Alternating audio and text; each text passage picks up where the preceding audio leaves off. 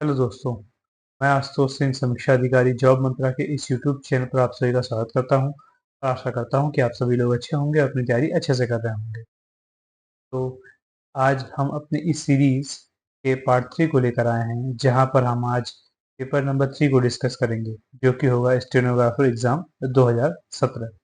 और यहाँ पर हम इस पेपर के केवल जीएस सेक्शन को ही डिस्कस करेंगे। तो चलिए आइए शुरू करते हैं। तो आज का हमारा पहला क्वेश्चन है कि निम्नलिखित में से कौन से देश में विश्व का सबसे बड़ा भूतापी विद्युत संयंत्र है? तो आपके ऑप्शंस हैं: ए संयुक्त राज्य अमेरिका, बी कनाडा, सी रूस और डी भारत। तो हमारा सही आंसर होगा यहाँ पर ए संयुक्त राज्य अमेरिका। पहली बात तो भूतापी ऊर्जा होती क्या होती? भूतापी ऊर्जा होती है कि जमीन की जो गर्मी है, ताप है, उसका इस्तेमाल करना विद्युत उत्पादन के लिए। जैसा कि आप देख रहे हैं, ये अंडरग्राउंड वाटर है। ये पृथ्वी की गर्मी की वजह से ये अंडरग्राउंड वाटर गर्म हो जाए और फिर इस हॉट वाटर को निकाला जाता है पाइप से। यहाँ पे इसे स्टीम में बदला जाता है, मतलब भाप में। इस भाप को गुजारा जाता है टरबाइन से। टरबाइन जनरेटर से कनेक्ट होती है और इलेक्ट्रिसिटी प्रोड्यूस होती है। ये इलेक्ट्रिसिटी तारों के द्वारा आपके घर में पहुंचती है। बाद में इस गर्म पानी को क्या किया जाता है कूलिंग टावर्स के द्वारा, जहाँ पर ठंडा होने के बाद इस ठंडे पानी को वापस इंजेक्ट कर दिया जाता है अंडरग्राउंड वाटर में। तो इस प्रकार से हम गर्म पानी का या भूताप का इस्तेमाल करते हैं विद्युत उत्पादन के लिए। तो पूछा ये गया है कि विश्व में सबसे बड़ा भूतापी विद्युत संयंत्र कहाँ पर है? तो वो है संयुक्त राज्य अमेरिका के कैलिफोर्निया प्रांत में स्थित द गीजर्स। जो हमारे घर में वो गीजर इस्तेमाल होता है जल गर्म करने के लिए ना ठंडियों में, वही उसी के नाम पे पड़ा है द गीजर्स। और इसकी क्षमता 1590 मेगावाट है। वहीं भारत में भी भूतापी संसाधनों का मुख्य क्षेत्र हिमालय में स्थित है। कहाँ पर है? हिमालय में, जो कि लद्दाख में पूगा, हिमाचल प्रदेश में मणिकर्ण से लेकर अरुणाचल प्रदेश में ताकसिंग तक फैला हुआ है। देखिए, मैंने इसके लिए एक यहाँ पे फोटो भी लगाई है, शुरुआत में जो लगी हुई थी, देखी होगी। ये देखिए, इसमें ये देखिए, ये हिमालय जो क्षेत्र है, ये अपनी भूतापी ऊर्जा के लिए जाना जाता है। यहाँ से हम भूतापी ऊर्जा का इस्तेमाल करते हैं विद्युत उत्पादन के लिए।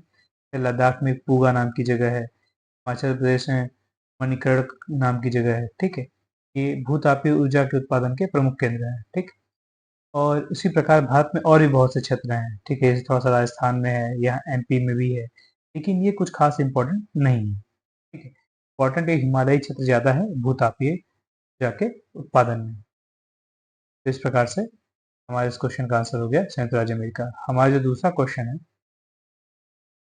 ये थोड़ा सा मिसप्लेस, वो एक्चुअली क्या हुआ था, मैं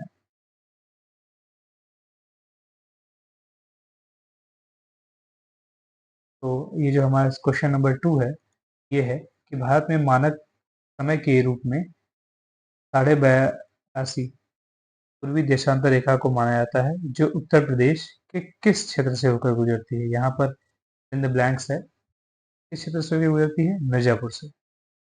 वैसे तो आपने किताबों में पढ़ा होगा कि जो ये मानक रेखा होती है वो इलाहाबाद के नैनी नामक क्षेत्र से गुजरती है। इलाहाबाद में एक नैनी नाम का एरिया है, वहां से गुजरती है। ये भी बिल्कुल सही है। और इलाहाबाद के नैनी के बाद वो मिर्जापुर से गुजरती है। ठीक है, इस बात को देखिए, कुछ ऐसे समझते हैं।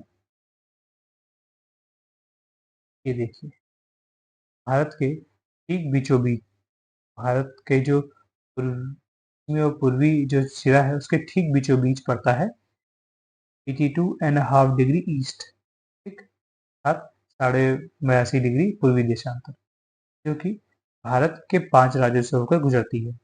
एक उत्तर प्रदेश पहला, दूसरा मध्य प्रदेश, छत्तीसगढ़, चौथा उड़ीसा, पांचवा आंध्र प्रदेश। पांचों राज्यों से होकर यह रेखा गुजरती है। और खासकर ये पूछा जाता है कहाँ से गुजरती है? इलाहाबाद के नैनी से। और फिर जस्ट ये इलाहाबाद के नैनी के नीचे है यहाँ पर मिर्जापुर। तो आपके एग्जाम में यही पूछा जा रहा है। और ये जो समय होता है इस रेखा पर, वह ग्रीनविच के समय का 5.5 घंटे आगे होता है। इसका मतलब क्या है? देखिए, भारत के पश्चिम में कहीं पर ग्रेट ब्रिटेन है। ग्रेट ब्रिटेन से एक रेखा गुजरती है जिसे कहते हैं 0 डिग्री, देश 0 डिग्री देशांतर रेखा, ठीक है। तो ये एक एरिया से गुजरती है जिसको कहते हैं ग्रीनविच। उसी के नाम पे इस रेखा का नाम रख दिया गया ग्रीनविच मीन टाइम लाइन, ठीक। तो यहाँ पे जो समय होता है वो 0 माना जाता है और भारत इसके कहाँ पर है? पूरब में है। तो जैसे-जैसे हम पूरब में बढ़ते हैं, समय बढ़ता जाता है। कहीं आधा घंटा, 1 घंटा, 1.5 घंटा, 2 घंटा, ऐसे करते हुए भारत के ये जो रेखा गुजरती है, वहाँ पर समय ज़्यादा हो जाता है, कितना? 5.5 घंटे समय आगे चलता है।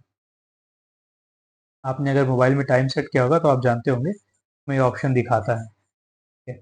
तो आई होप आप इस पूरी बात को समझ गए होंगे जो मैं समझाना चाह रहा था। तो थोड़ा-सा तो यह रेखा उत्तर प्रदेश के मिर्ज़ापुर से होकर गुजरती है। गुजरने वाले राज्य हैं यूपी, एमपी, छत्तीसगढ़, आंध्र प्रदेश और उड़ीसा। और जो समय होता है वो ग्रीनविच माध्य समय से 5.5 घंटे आगे का होता है। आई होप आपको ये पूरी बात समझ में आई होगी। अपने नेक्स्ट क्वेश्चन पे चलते हैं कि ब्रह्मपुत्र नदी को बांग्लादेश में जाना जाता है के रूप में? यहाँ पे फिल इन द ब्लैंक्स है, किस रूप में जाना जाता है? बांग्लादेश में ब्रह्मपुत्र नदी को जमुना के नाम से जाना जाता है। बांग्लादेश, जो ये ब्रह्मपुत्र नदी होती है, ये छेमा युंडुंग ग्लेशियर से निकलती है। ये छेमा युंडुंग ग्लेशियर है तिब्बत में, वहां से निकलती है। और जब बहती है तो ये तिब्बत में इसे नाम दिया गया है यारलुंग, और वहीं चाइना में इसे नाम दिया गया है यारलुंग। तिब्बत में इसे कहते हैं तशांगपो। चाइना में इसे यारलुंग कहते हैं और तिब्बत में तशांगपो। तो जब ये नदी घुसती है कहाँ पर? हमारे भारत में। तो भारत में सबसे पहले घुसती है कहाँ पर? अरुणाचल प्रदेश में, ठीक। अरुणाचल प्रदेश का जो रीजन होता है वहां पे इसे दिहांग रिवर कहते हैं, DIHANG, दिहांग। फिर ये भारत में जब प्रवेश कर जाती है तो असम वाले पूरे क्षेत्र में बहती है, वहां पर इसे कहते हैं हम ब्रह्मपुत्र, ठीक। उसके बाद ये प्रवेश कर जाती है बांग्लादेश में। बांग्लादेश में इसे कहते हैं जमुना, और बांग्लादेश में जाके मिल जाती है गंगा नदी से। गंगा नदी जिसे हम पहले बांग्लादेश में पद्मा कहते हैं, और जब ब्रह्मपुत्र नदी ये पद्मा नदी से मिल जाती है तब इसे हम मेघना नदी कहते हैं। तो ये हो गया पूरा इसका फ्लो चार्ट। तो ब्रह्मपुत्र नदी के कई नाम हैं। चाइना में इसे यार्लुंग कहते हैं, तिब्बत में तशांगपो कहते हैं, अरुणाचल प्रदेश में दिहंग नाम से जानते हैं, असम में ब्रह्मपुत्र नाम से, और बांग्लादेश में जमुना के नाम से जानते हैं। तो आपको ये नाम याद रखने हैं। ब्रह्मपुत्र नदी के अलग अलग क्षेत्रों में अलग अलग नाम दिए गए हैं। नेक्स्ट क्वेश्चन पे चलते हैं। हमारा नेक्स्ट क्वेश्चन है कि भारतीय संविधान द्वारा अपनाई गई सरकार की संघीय संरचना मुख्य रूप से प्रभावित है, किस देश से प्रभावित है? ये हमारे संघीय संरचना है ना, कनाडा से प्रभावित है। तो संघीय संरचना को कहते हैं फेडरल स्ट्रक्चर। फेडरल स्ट्रक्चर यह कहाँ से लिया गया है? कनाडा से लिया गया है। तो हमने फेडरल स्ट्रक्चर में और क्या क्या लिया है कनाडा से? हमने लिया है केंद्र में एक ताकतवर केंद्र हो, एक मजबूत केंद्र हो, के साथ अ, अवशिष्ट जो शक्तियां हैं वो केंद्र के पास हों, और जो राज्यों के राज्यपाल की नियुक्ति होती है वो केंद्र के द्वारा की जाए। कनाडा से हमने लिया है। कनाडा का मेन ये रहता है कि फेडरल स्ट्रक्चर तो हो, तो शक्तियों का बंटवारा हो केंद्र और राज्यों के बीच, लेकिन मजबूत कौन हो? केंद्र हो। इसलिए सारे प्रावधान किए गए हैं कि केंद्र मजबूत रहे। वहीं जापान से लिया गया है विधि द्वारा स्थापित प्रक्रिया। जर्मनी से लिया गया है आपातकाल। साउथ अफ्रीका से लिया गया है भारत के संविधान में संशोधन, ठीक। और राज्यसभा के सदस्यों को चुनने का तरीका। आयरलैंड बहुत ही इंपॉर्टेंट लिया गया है नीति निर्देशित सिद्धांत अर्थात DPSP, ठीक। और राज्यसभा के सदस्यों के नामांकन और राष्ट्रपति के चुनाव की पद्धति, ये कहाँ से ली गई है? आयरलैंड से ली। तो आई होप आपको ये चीजें पता होंगी। नहीं पता है तो आप मेरे पॉलिटी के लेक्चर्स देख लीजिएगा। मैंने पॉलिटी की इसी चैनल पे पॉलिटी के 16 लेक्चर्स की एक सीरीज पढ़ी हुई है, जहाँ पर मैंने high court our previous year questions discuss किए हैं पॉलिटी के। वो बहुत ही हेल्पफुल होंगे आपके इस अपकमिंग एग्जाम में। तो चलिए अपने नेक्स्ट क्वेश्चन पे चलते हैं। निम्नलिखित में से भारतीय संविधान का कौन सा अनुच्छेद एक उच्च न्यायालय को रिट जारी करने की शक्ति देता है? तो रिट जारी करने की शक्ति हाई कोर्ट के पास भी है, सुप्रीम कोर्ट के पास भी है। हाई कोर्ट आर्टिकल 226 का यूज करता है, 226 यूज करता है रिट जारी करने के लिए। वहीं सुप्रीम कोर्ट आर्टिकल 32 का यूज करता है रिट जारी करने के लिए। ठीक। और 5 तरीके की रिट होती हैं। एक होती है बंदी प्रत्यक्षीकरण, इसे इंग्लिश में कहते हैं हैबियस कॉर्पस। एक दूसरी होती है परमादेश, मतलब मैंडेमस।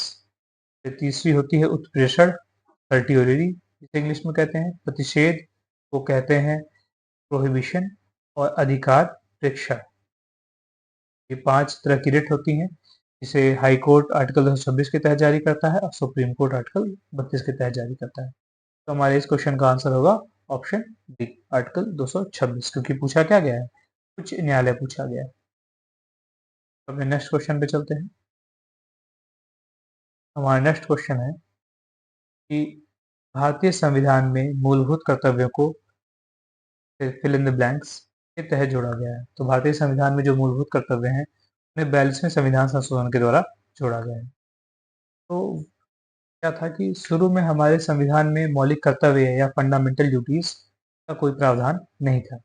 लेकिन बाद में स्वर्ण सिंह समिति की सिफारिशों पर क्या हुआ कि संशोधन जब हो रहा था हमारे संविधान में, 42वां संविधान संशोधन, तो उसके द्वारा मौलिक कर्तव्यों को जोड़ा गया। लेकिन इसकी रिकमेंडेशन दी थी सरदार स्वर्ण सिंह कमीशन की। तो जोड़ा कैसे गया? इस संविधान के भाग 4 में एक आर्टिकल 51 ए जोड़ा गया। ठीक। और इसमें 10 मौलिक कर्तव्य रखे गए, 10 फंडामेंटल ड्यूटीज रखी गई। तो ये बात, जो फंडामेंटल ड्यूटीज का जो सिद्धांत था, वो कहाँ से हमने लिया था? रशिया से। मतलब हाँ, हमारे देश में भी फंडामेंटल ड्यूटीज मौलिक कर्तव्य होने चाहिए। तो 10 मौलिक कर्तव्य शुरू में रखे गए, लेकिन सन 2002 में 86वें संविधान संशोधन के द्वारा एक और फंडामेंटल ड्यूटी को जोड़ा गया, अर्थात मौलिक कर्तव्य को जोड़ा गया। 10 तो थे, बाद में एक और जोड़ा गया, तो कितने हो गए? टोटल 11 हो गए फंडामेंटल ड्यूटीज। इस प्रकार से भारतीय संविधान में कुल 11 मौलिक कर्तव्य बने। तो ये 6 बातें बहुत ही इंपॉर्टेंट थी मौलिक कर्तव्य। मौलिक कर्तव्य केवल इन्हीं 6 बातों पे ही है, बाकी कुछ है ही नहीं मौलिक कर्तव्य में। आई होप ये पॉइंट्स आप नोट डाउन कर लेंगे। नेक्स्ट क्वेश्चन पे चलते हैं। निम्नलिखित में से कौन सा देश दोहरी नागरिकता की अनुमति देता है? तो अमेरिका जो है दोहरी नागरिकता की अनुमति देता है। भारत में जो नागरिकता है, अर्थात सिटीजनशिप, ये हमारे संविधान के पार्ट 2 में है। ठीक। आर्टिकल 5 से 11 तक। और हमारे देश में सिंगल सिटीजनशिप का प्रावधान है। सिंगल सिटीजनशिप मतलब एकल नागरिकता कहाँ से लिया गया है? ब्रिटेन से लिया गया है। सिंगल सिटीजनशिप का मतलब ये होता है कि हमारे देश का नागरिक केवल देश का होगा, किसी भी प्रदेश का नागरिक नहीं होगा। ये कोई नहीं कहेगा कि हम बिहार के नागरिक हैं, हम यूपी के, हम तमिलनाडु के, नहीं। आप भारत के नागरिक हैं। सिटीजनशिप का मतलब ये होता है। और ये भी होता है कि हमारे देश का अगर कोई नागरिक किसी अन्य देश की नागरिकता ग्रहण करता है तो उसकी नागरिकता खत्म हो जाएगी, वो केवल भारत का ही नागरिक रह सकता है। इसीलिए तो अमेरिका में लोग उस देश और राज्य दोनों के नागरिक होते हैं जिसमें वे रहते हैं। इसी को कहते हैं डुअल, अर्थात दोहरी नागरिकता। वहीं भारत में जो नागरिक होते हैं वो केवल देश के ही नागरिक होते हैं, चाहे वो किसी भी राज्य में रहते हो। इसी को कहते हैं एकल नागरिकता, अर्थात सिंगल सिटीजनशिप। तो आपको बात समझ में आ गई होगी, आई होप। नेक्स्ट क्वेश्चन पे चलते हैं हम। तो हमारा आज का नेक्स्ट क्वेश्चन है कि कथात्मकता प्रकार का लोकगीत गुलराज, फिर यहाँ पे फिल इन द ब्लैंक्स है, राज्य से जुड़ा है। उस राज्य का नाम बताना है जहाँ पर ये एक लोकगीत गाया जाता है, गुलराज। तो सही आंसर होगा हमारा option D, Jammu and Kashmir. ये बहुत इंपॉर्टेंट नहीं है, लेकिन आपके एग्जाम में पूछा है तो बताना है। तो ये कुछ अन्य लोकगीत भी हैं जो बड़े इंपॉर्टेंट है। जैसे यूपी में गाता है तो नौटंकी, रासलीला, कजरी, ये बड़े इंपॉर्टेंट है। जम्मू कश्मीर में है रऊफ। पंजाब में भांगड़ा और गिद्धा, ये क्या है? वहाँ के नृत्य हैं। राजस्थान में घूमर होता है, ये झूलन लीला और कालबेलिया, ये क्या है? इम्पोर्टेंट वहाँ के लोक नृत्य हैं। आई होप आप इसे याद रखेंगे, आपके एग्जाम में इम्पोर्टेंट है, इसीलिए मैंने इम्पोर्टेंट चीजें लिखी हैं। तो निम्नलिखित में से कौन सी नर्तकी कथक की प्रसिद्ध प्रतिपादक है या थी? तो इसका सही आंसर होगा सितारा देवी। ये ना नहीं, ये स है, सितारा देवी। तो हमारे देश में इस समय प्रेजेंट में 8 क्लासिकल डांस है, इन्हें कहते हैं 8 क्या है? क्लासिकल डांस, शास्त्रीय नृत्य है। तो इनमें से इनके नाम दिए हुए हैं और ये उनसे संबंधित राज्य, जैसे भरतनाट्यम तमिलनाडु, सत्रिया असम, कथकली केरल, ओडिसी उड़ीसा में, मणिपुरी मणिपुर, मोहिनीअट्टम केरल, कुचिपुड़ी आंध्र प्रदेश। इसी प्रकार से एक है कथक, कहाँ से संबंधित है? यूपी से, नहीं लिखा है यहाँ पे, कथक का संबंध है यूपी से। तो कथक में कुछ प्रमुख नृत्य जो नर्तक या नर्तकी है उनके ये नाम दिए हैं। सबसे इम्पोर्टेंट तो है पंडित बिरजू महाराज, ठीक, फिर है लच्छू महाराज और अच्छन महाराज, सितारा देवी और रोशन कुमारी। 4 बहुत ही इंपॉर्टेंट नाम है कथक से संबंधित। आई होप आप इन्हें याद रखेंगे। यूपी के हैं, कथक का संबंध यूपी से है, तो बहुत ही इंपॉर्टेंट हो जाता है ये आप यूपी का ही एग्जाम देने जा रहे हैं। अगला क्वेश्चन है, प्रसिद्ध हिंदी नाटक ध्रुव स्वामिनी के लेखक थे। तो कौन लेखक थे? जयशंकर प्रसाद। ये हिंदी का क्वेश्चन है, जीएस का क्वेश्चन नहीं है, तो मैं इसे बहुत डिस्क्राइब नहीं करूंगा। हिंदी के ऐसे सर आएंगे, वो आपको ये बताएंगे। तो ध्रुव स्वामिनी के लेखक कौन है? जयशंकर प्रसाद। नेक्स्ट क्वेश्चन पे चलते हैं कि विज्ञान के क्षेत्र में नोबेल पुरस्कार प्राप्त करने वाले पहले एशियाई कौन थे? तो पहले जो एशियाई थे जिन्हें नोबेल मिला था वो थे रविन्द्रनाथ टैगोर, ठीक। 1913 में उन्हें गीतांजलि गीतांजलि की रचना करने के लिए नोबेल पुरस्कार मिला था, लेकिन उन्हें साहित्य का नोबेल पुरस्कार मिला था। और आपसे क्वेश्चन पूछा जा रहा है क्या? विज्ञान के क्षेत्र में नोबेल पुरस्कार, तो रविन्द्रनाथ टैगोर तो नहीं होगा। सही आंसर क्या होगा? सीवी रमन होगा। क्यों? क्योंकि रविन्द्रनाथ टैगोर के बाद फिर सीवी रमन को मिला था 1930 में।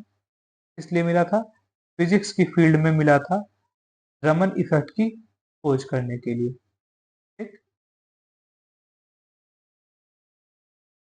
ये रहे सीवी रमन, ठीक। 1930 में फिजिक्स की फील्ड में रमन इफेक्ट की खोज करने के लिए सीवी रमन को नोबेल पुरस्कार मिला था। और यह पूछा गया है कि विज्ञान के क्षेत्र में पहला नोबेल पुरस्कार प्राप्त करने वाले एशियाई कौन थे? सीवी रमन। बहुत ही अच्छा क्वेश्चन है, ठीक। तो अपने नेक्स्ट क्वेश्चन पे चलते हैं। यही बातें यहाँ लिखी हुई हैं। तो अगला क्वेश्चन है, यंत्र राजा एक खगोलीय पुस्तक को लिखा था, वो किसने लिखा था? असल यहाँ पे फिलिंग द ब्लैंक्स था। तो किसने लिखा था? जो सपनाट फिरोज शाह के दरबार के एक खगोल शास्त्री थे। तो किसने लिखा था? महेंद्र सूरी ने, महेंद्र सूरी। तो जो यंत्र राज था ना, ये पुस्तक है जो कि खगोल विज्ञान से संबंधित है और इसकी रचना की थी महेंद्र सूरी ने। बहुत इंपॉर्टेंट बात तो नहीं है, लेकिन आपके एग्जाम में पूछा है तो हम इसे डिस्कस किए। अगले क्वेश्चन पे चलते हैं। अब आपको 6-7 करंट अफेयर से क्वेश्चन देखने को मिलेंगे, लेकिन ये करंट अफेयर से क्वेश्चन 2017 के हैं, क्योंकि पेपर तो 2017 में हुआ था। लेकिन मैं इनको 2017 का आंसर न बता के आपको 2024 के हिसाब से बताऊंगा, क्योंकि आज के समय आपका पेपर इसी साल होना है 2024-25 के सापेक्ष, तो आंसर उसी से संबंधित आएंगे। जैसे पहले पूछा गया है कि मलेशिया में आयोजित सुल्तान अजलन शाह कप का 2017 का संस्करण किस देश ने जीता था? जब उस समय हुआ था 2017 में, तो ग्रेट ब्रिटेन ने जीता था। ये हमारे लिए मतलब का नहीं है। इस समय 2024 में जब सुल्तान अजलन शाह कप हुआ तो किसने जीता? जापान ने, ठीक। तो आई होप आप ये बात याद रखेंगे। इस बार का सुल्तान अजलन शाह कप किसने जीता? जापान। सुल्तान अजलन शाह जो कप होता है उसका संबंध होता है हॉकी से, ठीक है। देखिए ये जापान की टीम है। चलिए अपने नेक्स्ट क्वेश्चन पे चलते हैं। अभी और भी करंट अफेयर से क्वेश्चन आने वाले हैं। तो भारत सितंबर 2017 में आयोजित होने वाले डेविस कप विश्व ग्रुप प्ले ऑफ में फिर फिल्म द ब्लैंक्स के विरुद्ध खेलेगा। डेविस कप होने वाला था 2017 में, ये पूछा था भारत किसके विरुद्ध खेलेगा, तो ये बहुत प्रासंगिक नहीं है। तो 2017 में जो डेविस कप हुआ था उससे जीता था किसने? कनाडा ने, लेकिन हमारे लिए मतलब का नहीं है। 2024 में किसने जीता है? इटली में। 2023 लास्ट ईयर हुआ था, 24 में नहीं, लास्ट ईयर 2023 में हुआ था, तो इसे जीता था डेविस कप को इटली ने। ठीक? और जो डेविस कप है इसका संबंध है लॉन टेनिस से। तो डेविस कप का संबंध किससे है? लॉन टेनिस से। इस साल 2023 में किसने जीता? इटली ने जीता। नेक्स्ट क्वेश्चन पे चलते हैं। वर्ष 2016 के लिए 52वें भारतीय ज्ञानपीठ पुरस्कार किसे प्रदान किया गया? तो हम 2016 का याद करके क्या करेंगे, वो तो पूछा ही नहीं जाएगा। पूछा क्या जाएगा? 2024 वाला किसे दिया गया? 2024 में जो ज्ञानपीठ पुरस्कार था उसे दिया गया दो लोगों को। एक तो थे गुलराज जो एक प्रसिद्ध उर्दू साहित्यकार हैं, और दूसरे हैं जगत गुरु रामभद्राचार्य जो कि एक संस्कृत साहित्यकार हैं। इन दोनों लोगों को इस वर्ष 2024 में ज्ञानपीठ पुरस्कार दिया गया था। इसे कहेंगे एक 58वां ज्ञानपीठ पुरस्कार। आप इन लोग के नाम याद रखिएगा। एक तो है गुलराज और दूसरे जगत गुरु भट्टाचार्य। फिर अगला क्वेश्चन है, वर्ष 2017 में कला संगीत के क्षेत्र में पद्म विभूषण किसे सम्मानित किया गया था? 2017 का नहीं पढ़ेंगे, हम 2024 का पढ़ेंगे। इस साल 2024 में पद्म विभूषण इन 5 लोगों को दिया गया है। एक तो है पूर्व उपराष्ट्रपति वेंकैया नायडू, फिर है अभिनेत्री वैजंती माला, साउथ फिल्मों के स्टार चिरंजीवी, आपने फिल्म देखी होगी इनकी, भरतनाट्यम की नृत्यांगना पद्मा सुब्रमण्यम और सामाजिक कार्यकर्ता वृंदेश्वर पाठक। इन्हें मरणोपरांत दिया गया है। ये 5 नाम हैं जिन्हें भारत का सर्वोच्च जो सिविलियन अवार्ड है पद्म विभूषण वो दिया गया है। भारत रत्न तो टॉप मोस्ट होता है लेकिन बहुत ही रेयर किसी को मिलता है। तो फिर अगला क्वेश्चन है, निम्नलिखित में से कौन सा दक्षिण एशियाई उपग्रह 5 मई 2017 को इसरो द्वारा सार्क क्षेत्र के लिए प्रक्षेपित किया गया था?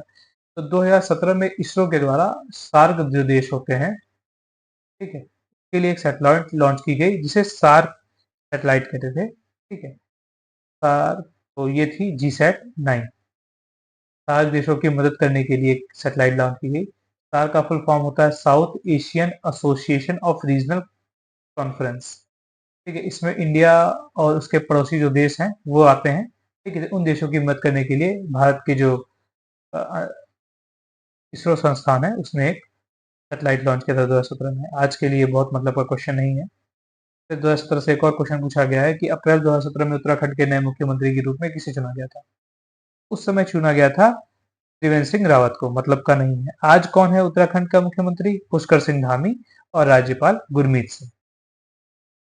ये हैं उत्तराखंड के मुख्यमंत्री पुष्कर सिंह धामी और ये है राज्यपाल गुरमीत सिंह। ठीक, नेक्स्ट क्वेश्चन पे आते हैं कि वर्ष 2017 में 17वीं यूपी विधानसभा के लिए नए अध्यक्ष के रूप में किसे चुना गया था? तो उस समय जो 2017 में विधानसभा थी उसके नेता थे हृदय नारायण दीक्षित, लेकिन अब ये नहीं है। इस समय 18वीं जो विधानसभा गठित हुई है उसके अध्यक्ष के रूप में चुना गया है सतीश महाना को। आपको नाम याद रखना है, सतीश महाना। ठीक, तो नेक्स्ट क्वेश्चन पे चलते हैं कि उत्तर प्रदेश सरकार ने मई 2017 में फिर फिल इन द ब्लैंक्स नई नगर निगम की स्थापना की थी। तो इसकी स्थापना की थी मथुरा वृंदावन की। असल में क्या हुआ था कि 19 मार्च 2017 को यूपी में बीजेपी सरकार गठित हुई और नए सीएम बने योगी आदित्यनाथ। तो उन्होंने आते ही मई के महीने में 2 नए नगर निगम बनाए, एक तो मथुरा वृंदावन और एक अयोध्या फैजाबाद, जो कि पर्यटन की दृष्टि से बहुत ही महत्वपूर्ण नगर निगम थे, इसीलिए बनाए गए मथुरा वृंदावन और अयोध्या फैजाबाद। ठीक, आई होप आपको ये बात क्लियर हो गई होगी। ये 2017 के करंट अफेयर्स के क्वेश्चन है। फिर ये क्वेश्चन अब फिर से स्टैटिक आ गया है कि वह उल्लेखनीय राजपूत राजकुमार कौन था जिसने राजपूतों द्वारा पुत्री के विवाह में किए जाने वाले बेतहाशा खर्च को, जिसका परिणाम अक्सर भ्रूण हत्या होता था, को कम करने के लिए कानून लागू करने की कोशिश की थी? बहुत ही अच्छा क्वेश्चन है। जनरली हम पढ़ते हैं कि इस अंग्रेज ने कोशिश की दहेज प्रथा को कम करने की, या इस मुगल शासक ने कोशिश की। पहली बार मैंने देखा कि किसी राजपूत शासक का नाम लिया गया है जिसने कोशिश की दहेज प्रथा को कम करने की। इसका सही ऑप्शन है जय सिंह द्वितीय, अर्थात इनको एक और नाम से आता है सवाई जय सिंह। ये आमेर के राजा थे। आमेर के शासक सवाई जय सिंह ने कोशिश की दहेज प्रथा को खत्म करने के लिए और कम करने के लिए। तो इन्होंने दिल्ली में जंतर मंतर बनाया है। अगर आप दिल्ली जाएंगे तो जंतर मंतर जरूर देख पाएंगे। जंतर मंतर पे ज्यादातर लोग वहाँ पे हड़ताल या कोई ना कोई वो करते हैं, बहिष्कार करते हैं। अपने न्यूज में देखते होंगे। ये नई दिल्ली में है जंतर मंतर। का सवाई जयसिंह ने इसका निर्माण करवाया था। ये एक वैधशाला थी उस समय, ठीक। मैंने जंतर मंतर घूमा है, इसे देख के लगती ही नहीं कहीं से कि वो वैधशाला है, बट बहुत ही अच्छा आर्किटेक्चर है वहाँ का।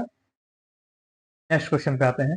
निम्नलिखित में से कौन सा मुगल सम्राट ने अंग्रेजों के एक अप्रत्यक्ष कैदी के रूप में 6 वर्षों तक इलाहाबाद के किले में निवास किया था? तो उसका सही आंसर होगा शाह आलम प्रथम। क्या हुआ था कि बक्सर का युद्ध, ठीक, जो कि बहुत ही इंपॉर्टेंट है हमारी मॉडर्न हिस्ट्री में।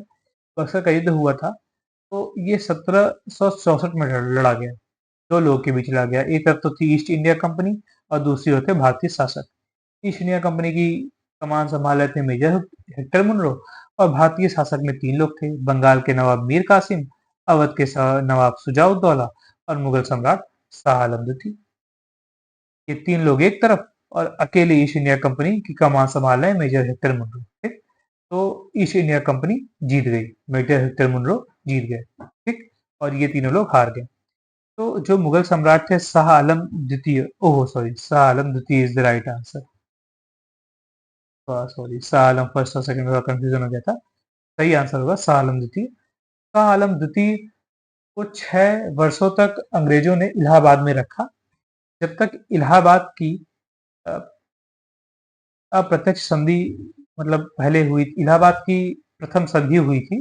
1765 में ही, अगले वर्ष इलाहाबाद की प्रथम संधि हुई, ठीक है, जिसमें यह हुआ कि अंग्रेज बंगाल, बिहार, उड़ीसा की दीवानी रख लेंगे और बदले में मुगल शासक को 26 लाख रुपए देंगे, ठीक है। इलाहाबाद की प्रथम संधि हुई, तभी ये लोग अपने साथ शाह आलम को रखे हुए थे।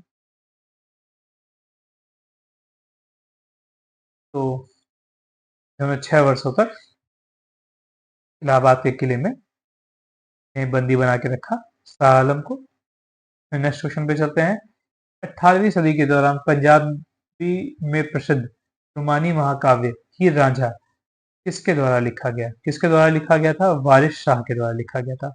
बहुत आपने सुना होगा, मूवीज में नाम लिया जाता है। हीर रांझा का नाम तो फेमस ही है। हीर रांझा क्या है? ये पंजाबी महाकाव्य है। किसके द्वारा लिखा गया? बाबा वारिस शाह के द्वारा लिखा गया था। पंजाबी, ये पंजाबी में लिखा हुआ है हीर रांझा, कि ये है बाबा वारिस शाह जिन्होंने इस किताब किताब को लिखा था।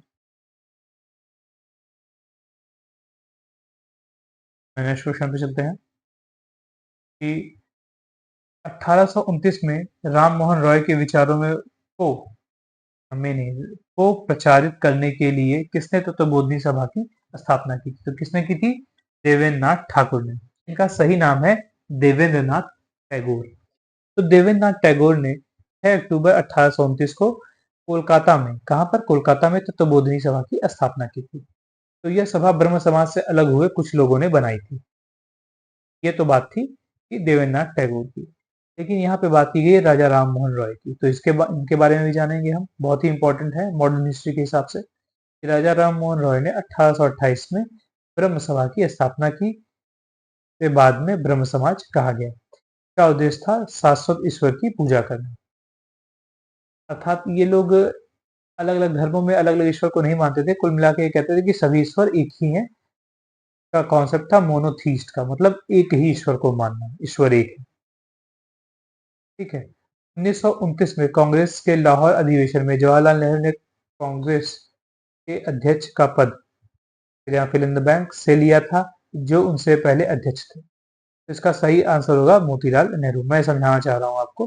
देखिए, 1929 1929 में कांग्रेस का अधिवेशन हुआ था, कहाँ पर? लाहौर में। बहुत ही इंपॉर्टेंट अधिवेशन है कांग्रेस का। यहाँ पे इसकी अध्यक्षता किए थे जवाहरलाल नेहरू, ठीक।